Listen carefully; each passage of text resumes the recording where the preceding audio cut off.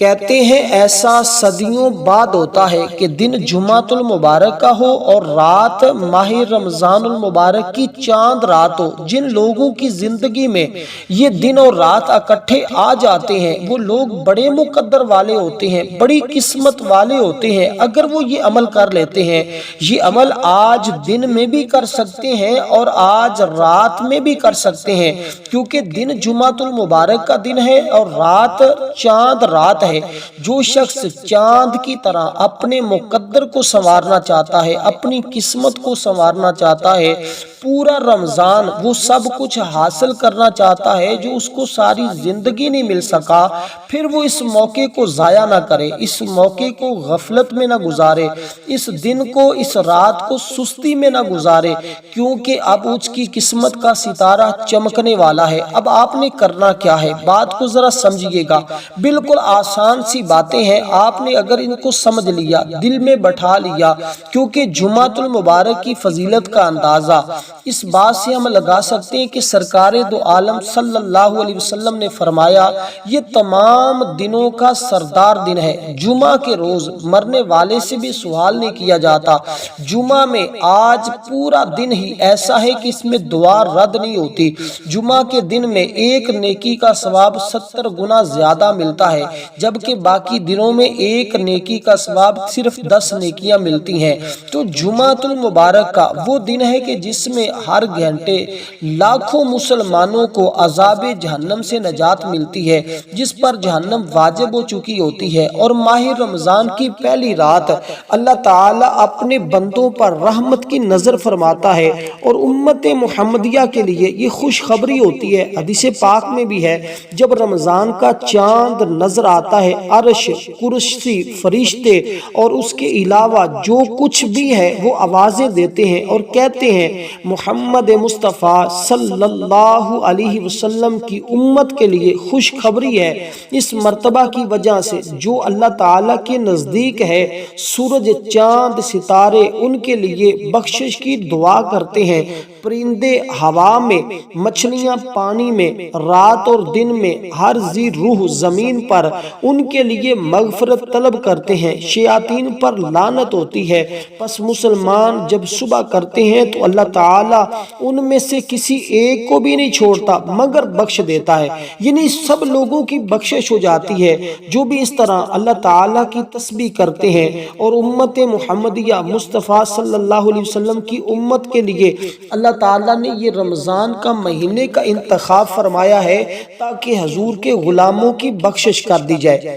اب آپ نے دیکھنا ہے، ذرا سمجھنا ہے وہ لوگ کتنے خوش نصیب ہوں گے، اور 4 لوگوں کی خوش نصیبی کا اعلان کیا گیا ہے۔ آج آپ اپنا نام ان لوگوں کی صف میں کروا لیں، کیونکہ نبی پاک صلی اللہ علیہ وسلم نے فرمایا جو رمضان المبارک کے داخل ہونے کی وجہ سے خوش ہوا، اللہ اس کے جسم پر آگ کو حرام کر دے گا۔ آقا علیہ الصلوۃ والسلام نے یہ بھی فرمایا جب رمضان المبارک کی پہلی رات ہوتی ہے، جو رات آ رہی ہے، اللہ تعالیٰ ارشاد فرماتا ہے کون ہم سے محبت کرتا ہے پس ہم بھی اس سے محبت کریں، کون ہے جو ہمیں چاہتا ہے پس ہم بھی اسے چاہیں، پس کون ہے جو ہم سے بخشش طلب کرتا ہے پس ہم اس کو رمضان المبارک کے اس حرمت والے مہینے کے پیش نظر بخش دیں۔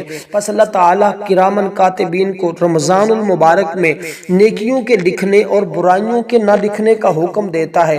اللہ تعالیٰ بندوں کے گزشتہ گناہوں کو مٹا دیتا ہے۔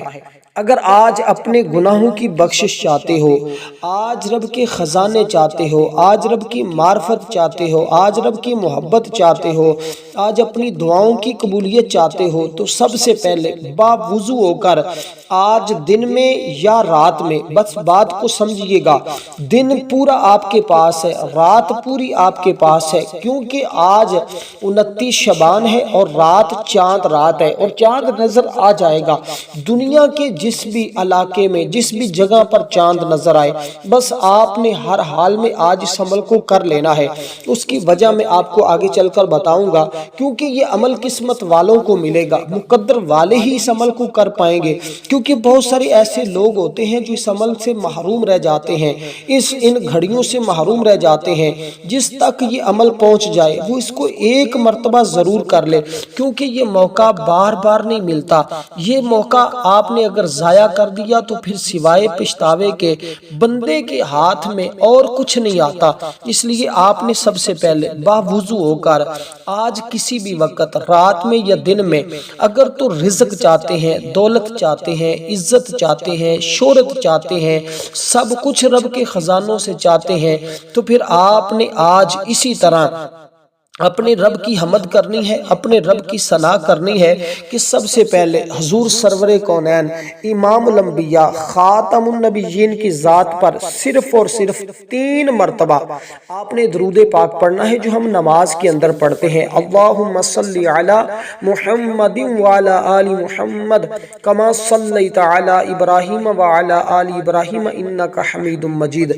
تو آپ نے یہ درود پاک پڑھنا ہے صرف اور صرف 3 مرتبہ، کیونکہ نبی علیہ السلام کا فرمان ہے، جو شخص بھی مجھ پر درود پاک پڑھتا ہے وہ قیامت کے دن اس حال میں آئے گا کہ اس کے ساتھ ایک نور ہوگا، اس نور کو اگر تمام مخلوق کے درمیان تقسیم کیا جائے تو تحقیق یہ نور زیادہ وسیع ہو جاتا ہے۔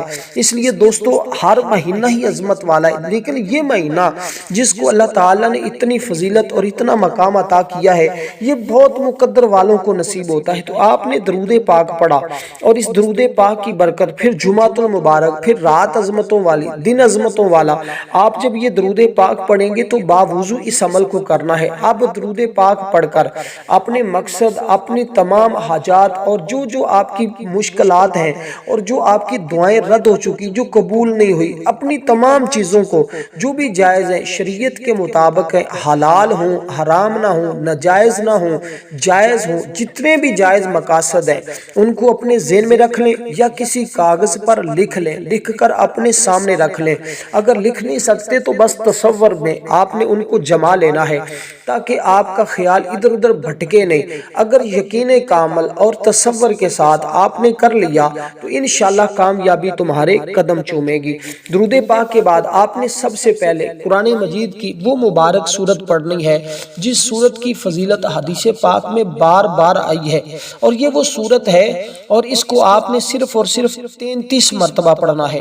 اور اس سورت کے بارے میں حدیث پاک کے ترمذی شریف کی، اور فرمایا کہ حضرت سیدنا ابو ہریرہ رضی اللہ تعالیٰ عنہ بیان کرتے ہیں، رسول پاک صلی اللہ علیہ وسلم نے حضرت ابی بن کعب رضی اللہ تعالیٰ عنہ سے فرمایا، کیا آپ یہ پسند کرتے ہیں کہ میں آپ کو ایسی عظیم سورت سکھاؤں کہ اس جیسی سورت نہ تورات میں اتری ہے، نہ انجیل میں اتری ہے، نہ زبور میں، بلکہ اللہ تعالیٰ نے قرآن مجید میں اس کو نازل فرمایا ہے۔ ابی بن کعب نے کہا، جی ہاں یا رسول اللہ صلی اللہ علیہ وسلم، مجھے سکھائیں۔ آپ صلی اللہ علیہ وسلم نے فرمایا، تم اس کو پڑھو۔ ابو ہریرہ کہتے ہیں کہ حضرت ابی بن کعب نے اس سورت کی تلاوت شروع کر دی۔ اس پر آقا علیہ السلام نے فرمایا، قسم ہے اس ذات کی جس کے ہاتھ میں میری جان ہے، تورات، انجیل، زبور، قرآن مجید میں اس جیسی سورت تو نازل نہیں ہوئی، جو اس کو پڑھتا ہے اللہ تعالیٰ تمام آسمانی کتابیں پڑھنے کے برابر اس کو ثواب عطا فرماتا ہے۔ تو آپ اندازہ لگائیے، اور پھر اس دن میں اس کا پڑھنا، پھر اس رات میں اس کا پڑھنا، وہ مقدر والے کو نصیب ہوتا ہے۔ اور اس کی تعداد جو میں نے آپ کو بتائی ہے، اس میں آپ نے ہرگز کمی پیشی نہیں کرنی۔ بس جو ترتیب بتائی جائے، جو طریقہ کار بتایا جائے، آپ نے توجہ کے ساتھ اسی ترتیب کے ساتھ اسی طریقہ کار کے ساتھ اس سورہ مبارکہ کو پڑھنا ہے۔ بالکل مختصر سا عمل ہے، سادہ سا عمل ہے، بچہ بوڑھا ہر کوئی کر سکتا ہے۔ جو کرتا جائے گا مقدر سنورتا جائے گا، قسمت بدلتی جائے گی، تقدیروں کے فیصلے ہوتے چلے جائیں گے۔ اس لیے کہ 4 خوش نصیب انسان ہیں جن کے بارے میں داؤد طائی رحمۃ اللہ علیہ نے فرمایا، رمضان کی پہلی رات مجھ پر نیند کا غلبہ غلبہ ہوا، میں نے جنت کو دیکھا، پس گویا کہ یاقوت اور موتی کی نہر پر بیٹھا ہوا ہوں۔ اچانک میں نے جنت کی حوروں کو دیکھا، ان کے چہرے سورج کی طرح چمکتے تھے، پس میں نے لا الہ الا اللہ محمد رسول اللہ کہا، پس انہوں نے بھی لا الہ الا اللہ محمد رسول اللہ کہا۔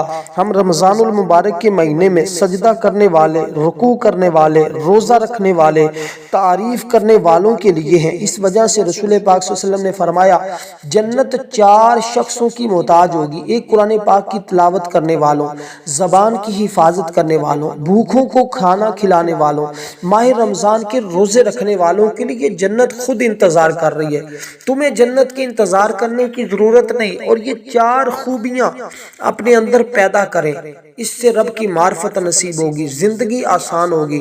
اب کوشش کرنی ہے آپ نے ان 4 باتوں پر عمل کرنے کی، یہ ہر شخص کر سکتا ہے، مشکل نہیں ہے۔ اب آپ کو جیسے صورت بتایا ہے، اب پڑھنی آپ نے کیسے، تعداد جو بتا دی اس کے مطابق پڑھیے گا۔ بسم اللہ الرحمن الرحیم، الحمدللہ رب العالمین الرحمن الرحیم مالک یوم الدین، ایاک نعبد و ایاک نستعین، اہدنا الصراط المستقیم صراط الذین انعمت علیہم غیر المغضوب علیہم ولا الضالین، آمین۔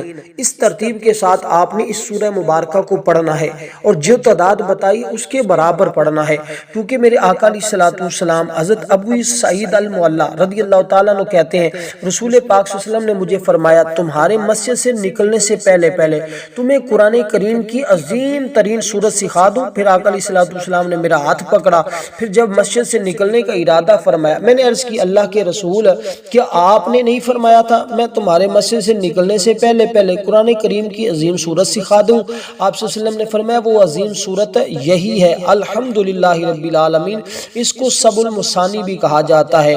تو یہ قرآن مجید کی عظیم ترین سورت جس کو کہا گیا، تو اس لیے آپ نے اس سورہ مبارکہ کو اس کی خاص تعداد کے برابر پڑھنا ہے۔ اس کے بعد سنیے گا ذرا دوسری سورت جو اس کے ساتھ ملا کر پڑھنی ہے، وہ سورت بھی بڑی فضیلت والی ہے، وہ سورت بھی بڑی عظمت والی ہے۔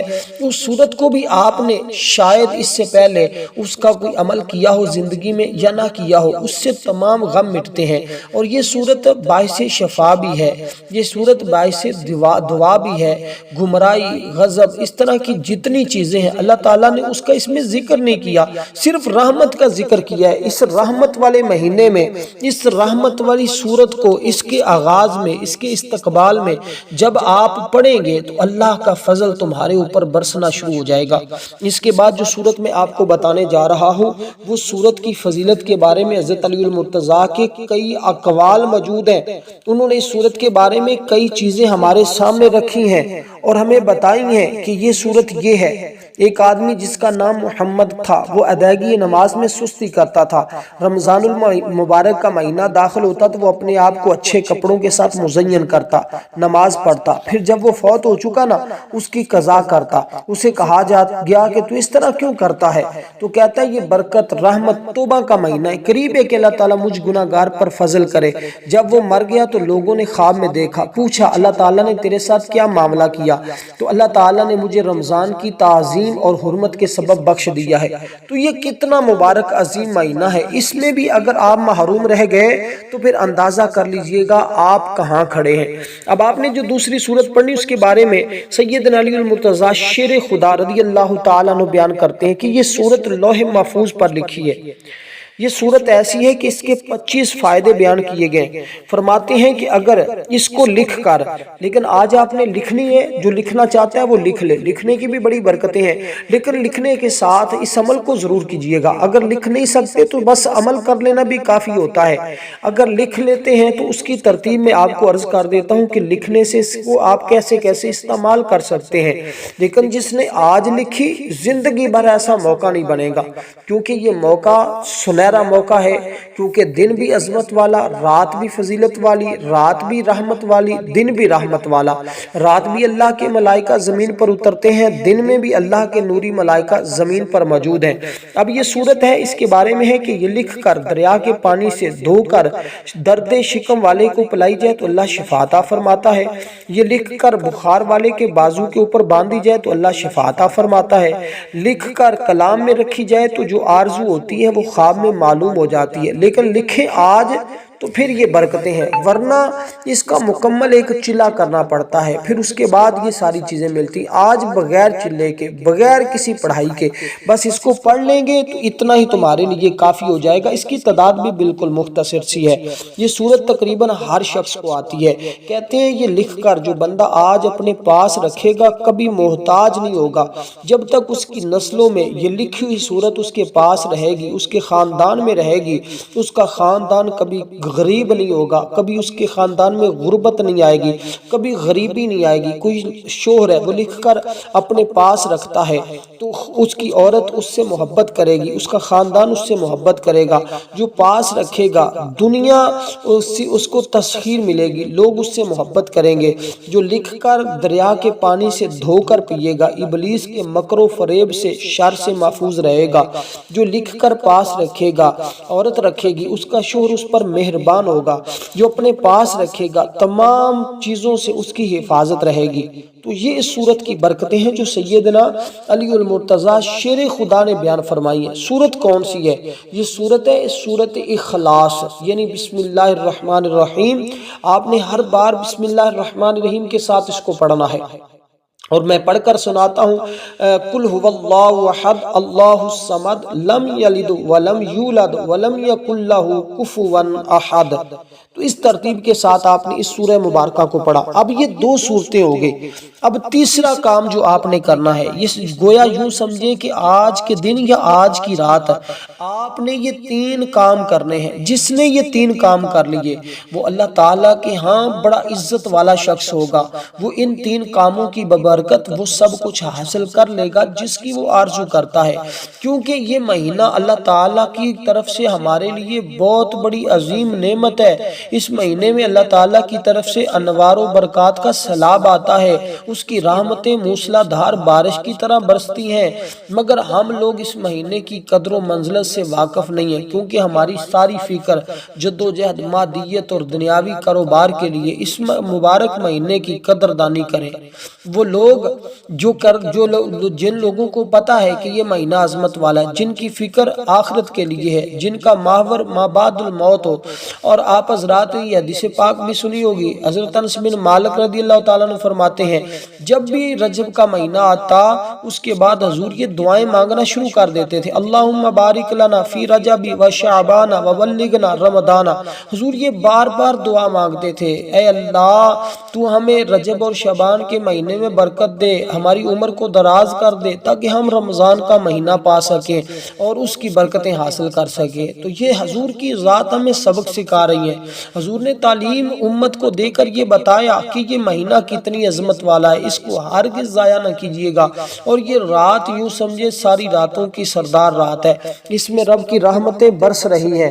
تو دوستو اس ترتیب کے ساتھ آپ نے اس سورہ مبارکہ کو پڑھنا ہے، اور یہ سورہ مبارکہ وہ ہے جس کے بارے میں حضور نے قسم کھائی، اور حضور فرماتے ہیں اس کے لیے اللہ کے نوری ملائکہ، اللہ کے فرشتے دعا کرتے ہیں۔ حضرت عبداللہ ابن عباس رضی اللہ تعالیٰ عنہ فرماتے ہیں نبی علیہ السلام نے فرمایا جب رمضان المبارک کا پہلا دن ہوتا ہے عرش کے نیچے سے ایک ہوا چلتی ہے۔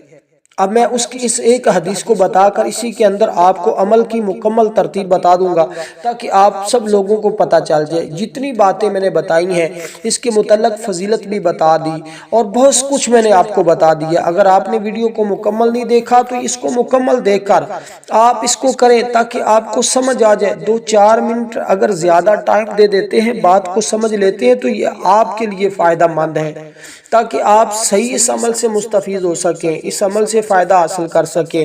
اور آج رات چاند رات ہے اور آج دن جمعہ کے دن ہماری خصوصی دعا ہے، جو شخص بھی مرد عورت اس کے اندر اپنا نام شامل کروانا چاہتے ہیں 10 مرتبہ درود پاک پڑھیں، کومنٹ میں اپنا نام لکھیں، انشاءاللہ ان کو ضرور بضرور دعاؤں میں شامل کر لیا جائے گا۔ تو ضرور دعاؤں میں اپنا نام بھی شامل کروانا چاہیے۔ اب اس سورہ مبارکہ کو جس کا میں نے ذکر کیا ہے اس کو آپ نے 100 مرتبہ پڑھنا ہے۔ اس کے پڑھنے کے بعد لیکن ایک بات ذہن میں رکھیے گا، اللہ تعالیٰ کی بارگاہ میں آج آپ نے توبہ استغفار ضرور پڑھنا ہے۔ آج توبہ کر لیں پچھلے گناہوں سے، رب آج بخش دے گا تمہارے گناہوں کو، تمہاری عمریں دراز کر دے گا، تمہارے والدین کی بخشش فرما دے گا۔ جس اسم مبارک کی طرف میں اب آپ کو لے جانا چاہتا ہوں یہ اللہ تعالیٰ کا اسم اعظم ہے، اس کے ذریعے لوگوں کی دعاؤں کی قبولیت 100% ہوتی ہے۔ مانگی ہوئی دعا اس کے پڑھنے کے بعد رد ہوتی ہی نہیں ہے۔ بس یہ اسم اعظم کی سب سے بڑی طاقت ہے، یہ اس کی سب سے بڑی تاثیر ہے۔ اب وہ اسم مبارک، اس کا مطلب ہے قبول کرنے والے۔ قبول کرنے والا کون ہے؟ میرا رب۔ اللہ اپنی مخلوق کی دعاؤں کو سنتا ہے، قبول فرماتا ہے، کیونکہ ہر وہ سائل کے سوال کا جواب دیتا ہے، ہر پکارنے والی کی پکار کا آج وہ جواب دیتا ہے۔ اللہ تعالیٰ خود ارشاد فرماتا ہے، کون ہے مجھے پکارنے والا، میں اس کی پکار کو سنوں، اس کے مطابق اس کو عطا کروں۔